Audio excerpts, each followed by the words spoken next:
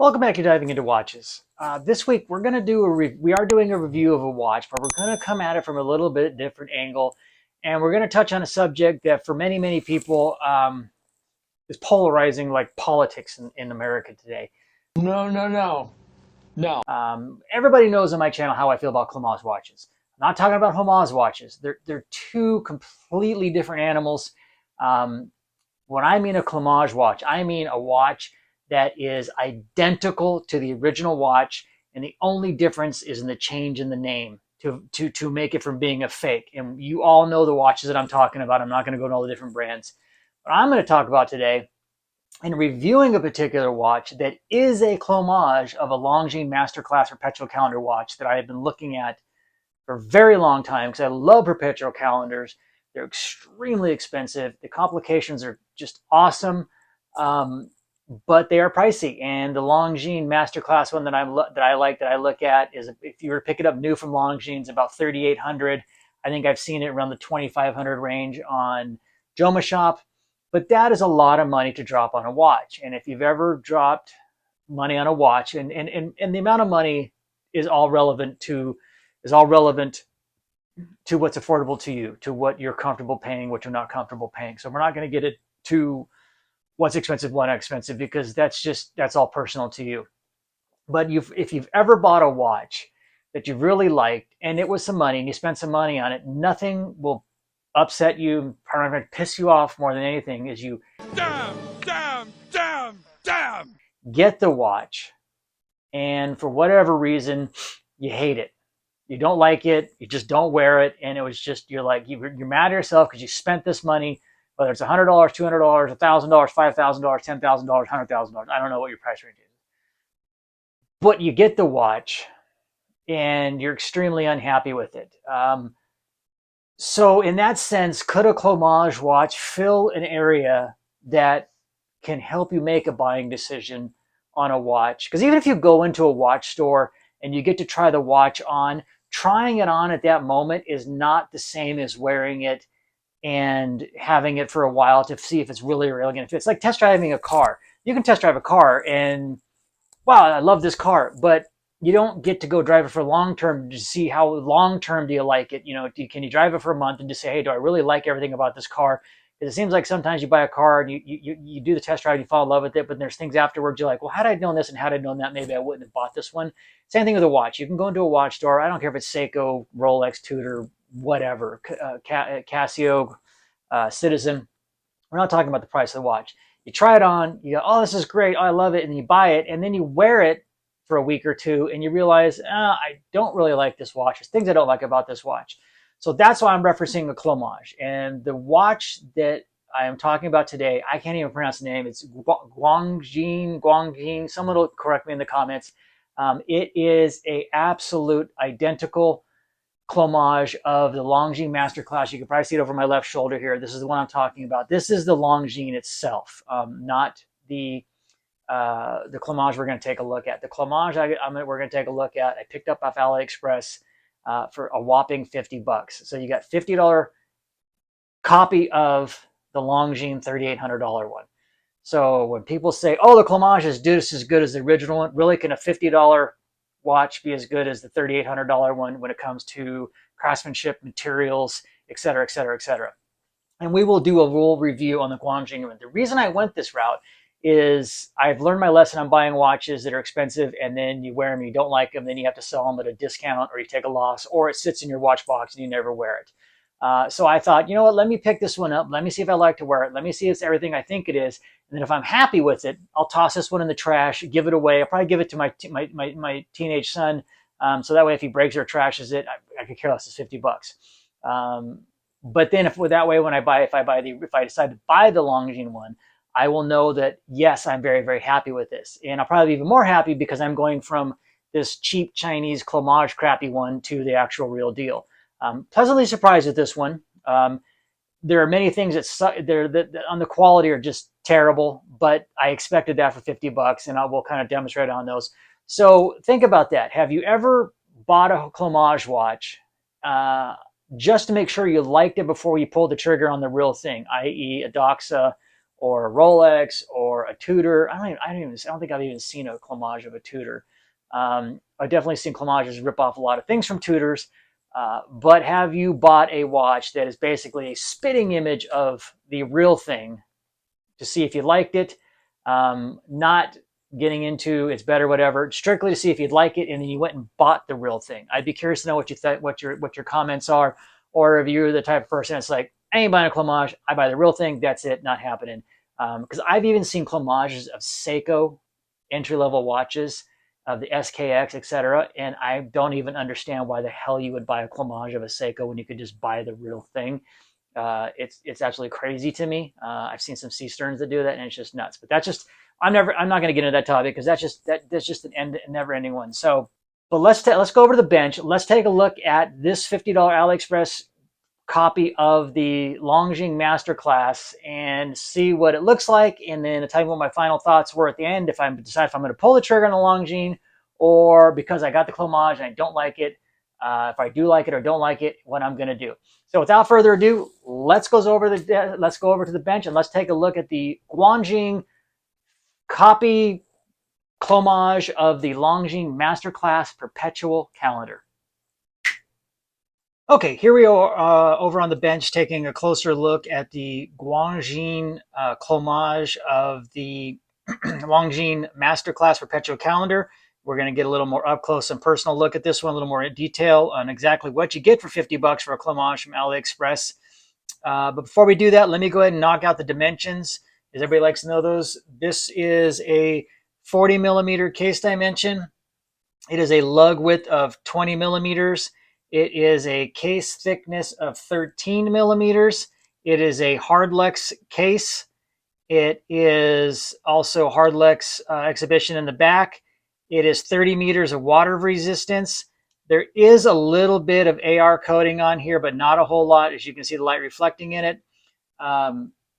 The movement... China? Simply says on the website China. So it's a Chinese movement. I have no idea what movement they're replicating. They did put some bling in it to bling it up, as far as a gold rotor and blue anodized screws, and then some knurling on the rotor bridge, and then an exhibition case back. But other than that, I have no idea what the movement is. We will throw it on the Timegrapher just to see exactly how well a China movement is. I have no idea what it's based off of. The pushers, the top one controls the date, the lower one controls the hours down here for the date moon adjustment.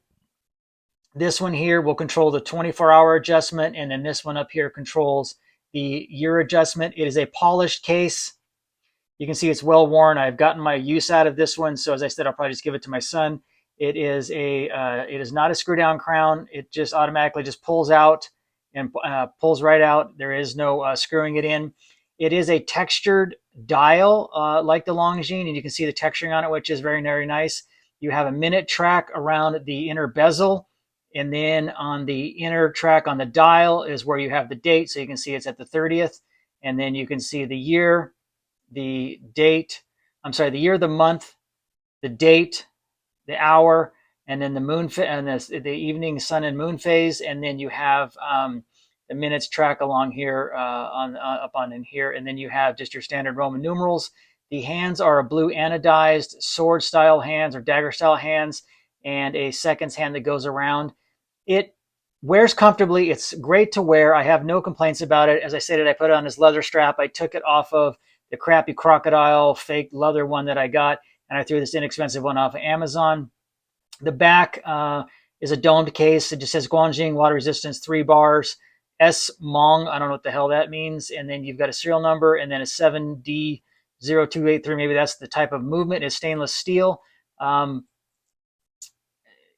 The glass is, even though it's Hardlex, it has not scratched at all. It looks good. The moon phase keeps with, the sun and evening dial down here keeps with the date just fine. It kicks over just fine. You do have to adjust. This one does not adjust for daylight savings, and it does not adjust for leap year. So you have to do that. And then you can see everything on the dial is printed, even the Quangin. The only thing that is applied is the replica of the Longines wing symbol. They put a G in the center instead of an L. See if I can get a little bit closer. You can see right there. But other than that, this is an absolute copy of the Longines watch. I don't think you'd go wrong if you're looking, like I said, to buy this to see if you'd want to spend something instead of buying a high-end watch and then not liking it. This is probably the only case I can give for a clomage watch. I will not be doing a lume because there is zero lume on this one. There's absolutely no lume on this one, so there's nothing to see as far as lume is concerned. I will also give you some pics of what it looks like on the wrist outside in the sun. But let's go ahead and throw this on the Timegrapher and see how it does. I have no idea on when the lift angle is, so I'm going to let the Timegrapher just go to a default lift angle. Last time I checked this on the Timegrapher, this thing was all over the place. One test, it was plus 20 seconds. The next test, it was minus a second. Then the next test, it was plus 8, then minus 5. It was just absolutely all over the place. But it's keeping relatively decent time.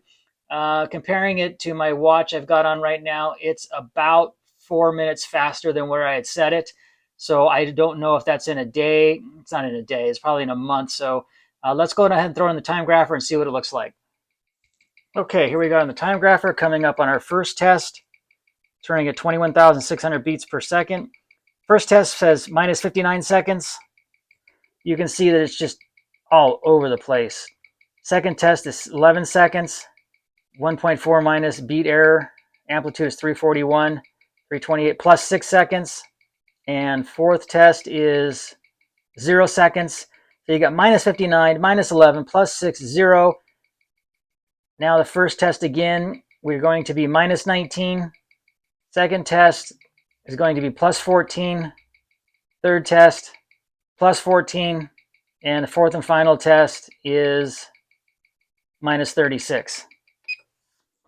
Okay, there it is on the Timegrapher. I don't know how accurate that is or not because I do not know the lift angle. So without being able to set the lift angle correctly on the Timegrapher, you're not going to get 100% accuracy. And as you can see, it is all over the place. Looking at my current watch right now, I am at 449, and this has us at 452. So if it's running 45 seconds, 36 to 45 seconds a day, yeah, it could be off 5 minutes in a week. So again, you get what you pay for. I will go ahead and pop this on and give you some wrist shots real quick on my 6 1/4. Before that, though, let's do a quick wrist check. Yes, folks, that is my Tudor Pelagos FXD. I finally did get one of my Trinity Grail watches. I have it on an NDC strap from NDC Straps. It was absolutely killer. NDC does make straps for the Tudor Pelagos. And I believe there's some factory ones you can buy with it on the NDC strap. I will be doing a full review on this one. Just incredible watch when you compare to this one. I mean, you compare it to a lot of watches. But let me go ahead and pop this off, and we'll pop the Quangin on, and we'll see what it looks like as on the wrist. Okay, here it is on my 6 1/4 inch wrist. You can see it fits very, very comfortably. That lug width, that 47 millimeter lug to lug is exactly why it fits very nicely. The height is not too bad. It's going to have a little bit higher than normal because of the perpetual movement for all the things that it does. It's going to have a lot of gears to make that thing happen. But it looks very nice on my 6 1/4. Make sure to have some outside shots and some pocket shots for you, what it looks like in the sun and outside. But overall, I don't, other than the quality and, it being a clomage and whatnot, it functions, it does what it does. It gave me the idea of if I would like the real thing or not. It is a comfortable watch.